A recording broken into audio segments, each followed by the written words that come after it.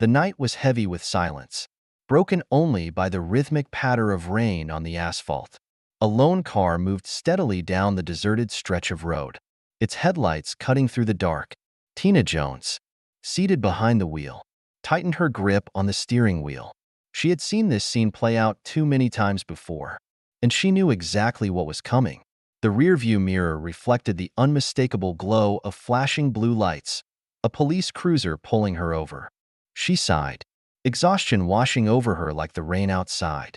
Tina had dealt with this kind of stop many times, and it never got easier. It didn't matter that she was now the chief of police for this precinct, or that she had spent her life fighting to prove she belonged in spaces others tried to deny her. Tonight, none of that mattered. To these officers, she was just another black woman driving alone on a quiet road in a nice car.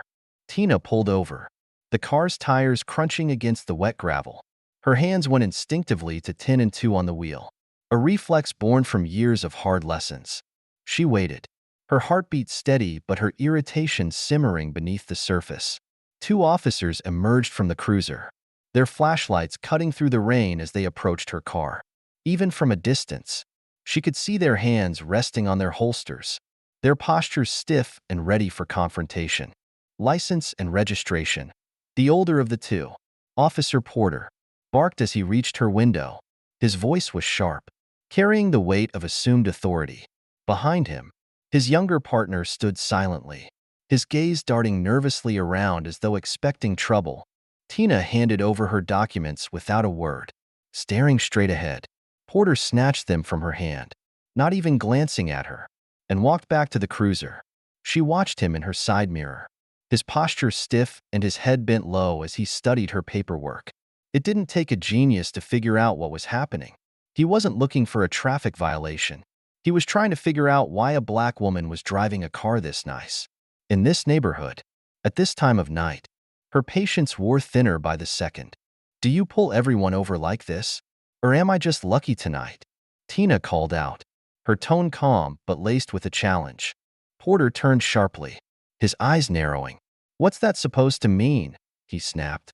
Tina gave him a faint smile, her composure unwavering. You know exactly what I mean, she replied. Tina knew this routine too well. It was one she had grown up seeing firsthand, on the streets of her old neighborhood. Back then, she had watched family members and friends get stopped for no reason other than the color of their skin. She had seen how quickly an encounter with law enforcement could spiral out of control, often with devastating consequences. Those experiences had shaped her decision to join the force, to fight for change from the inside. But even as she rose through the ranks, becoming the first black woman to lead this precinct, she had never escaped the shadow of discrimination. Tonight was just another reminder of how much work still needed to be done. Through the rearview mirror, Tina saw Porter huddling with his partner. They were pointing at her documents, their faces a mix of confusion and disbelief. She could almost hear their thoughts. Asterisk, a black woman? Driving this car? With spotless paperwork? Asterisk, it didn't fit their expectations. And that alone made her suspicious in their eyes. After a few minutes, Porter returned to her window, his face set in a scowl. Ma'am, step out of the vehicle, he ordered, his tone more forceful now. Is there a problem, officer? Tina asked, her voice steady as she unbuckled her seatbelt and stepped out into the rain. We've had reports of suspicious activity in the area, Porter replied curtly, avoiding eye contact. And does that suspicious activity involve me? She pressed. We're just following protocol, he snapped. Now, we need to search your vehicle. Tina's eyes narrowed, though her tone remained calm. You don't have a warrant, she said simply. Porter smirked, the kind of smirk that made her stomach churn. We don't need a warrant when there's suspicion of criminal behavior, he said smugly. Suspicion of what, exactly? Tina asked, holding his gaze. What about me or my behavior seems suspicious to you? For a split second, Porter hesitated, but then he stepped closer, hands on the hood. Ma'am, you're resisting a lawful order. Before Tina could respond, he grabbed her arm and pushed her against the car. The cold metal of the handcuffs bit into her wrists as they clicked shut. She gritted her teeth, refusing to show any emotion. She had been humiliated before, but this was different. This time, they had no idea who they were dealing with. Moments later, the sound of another car pulling up broke the tense silence. Tina glanced over her shoulder as a second police cruiser stopped behind the first. Two officers stepped out, their boots splashing in the puddles as they approached. One of them, a senior officer named Daniels, froze when he saw Tina. His face paled as recognition dawned. "What the hell is going on here?" Daniels demanded, his voice sharp as he looked from Tina to Porter. "Routine stop, sir," Porter replied, his tone smug. Daniels turned to Tina, his eyes wide with shock. He had been there the day she was introduced as the new chief. He knew exactly who she was. "Get those cuffs off her. Now," Daniels barked. Porter blinked in confusion. "But she—" "I said now," Daniels shouted, his voice leaving no room for argument. Realizing just how badly he had messed up, Porter fumbled with his keys and unlocked the handcuffs. Tina straightened, rubbing her wrists as she fixed Porter with a cold, steady gaze. "You have no idea who you're dealing with," she said, her voice calm but laced with authority. "I'm your new police chief." The tension in the precinct the next morning was palpable. Word of what had happened spread quickly, and whispers followed Tina as she walked through the building. Officers avoided her gaze, their nervous glances betraying their unease. Outside her office, Porter and his partner stood pale and fidgeting, waiting for their turn to face the consequences. When they entered her office, Tina sat behind her desk, her arms crossed.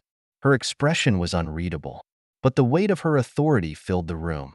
"Do you understand what you've done?" she asked, her voice quiet but firm.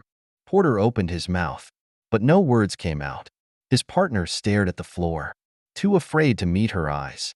"It was a misunderstanding, ma'am," Porter finally stammered. "We were just following protocol." "Protocol?" Tina raised an eyebrow, her tone icy. "You call violating someone's civil rights protocol?" Porter looked down at his hands, his face drained of color. "You made a serious mistake," she continued, her voice growing colder. "Not only did you break the law, but you demonstrated an appalling lack of judgment and bias. Your actions last night were unacceptable, and there will be consequences." Porter visibly sagged in his chair, the realization of his ruined career dawning on him. "You're both suspended, effective immediately," Tina said, her tone final. "There will be an internal investigation into your conduct, and depending on the outcome, you may never wear a badge again." As the officers left her office, the precinct remained silent. Tina leaned back in her chair, her gaze drifting to the wall where photos of her predecessors hung. All of them were white men, and all of them had turned a blind eye to the systemic issues that plagued the department. But Tina wasn't like them. She was here to make a difference, and last night had been the first step in a long, hard fight. From that moment on, everyone in the precinct understood one thing. Things were going to change. Tina Jones wasn't just a token hire or a figurehead. She was a leader, and she was determined to create a department where justice truly meant something.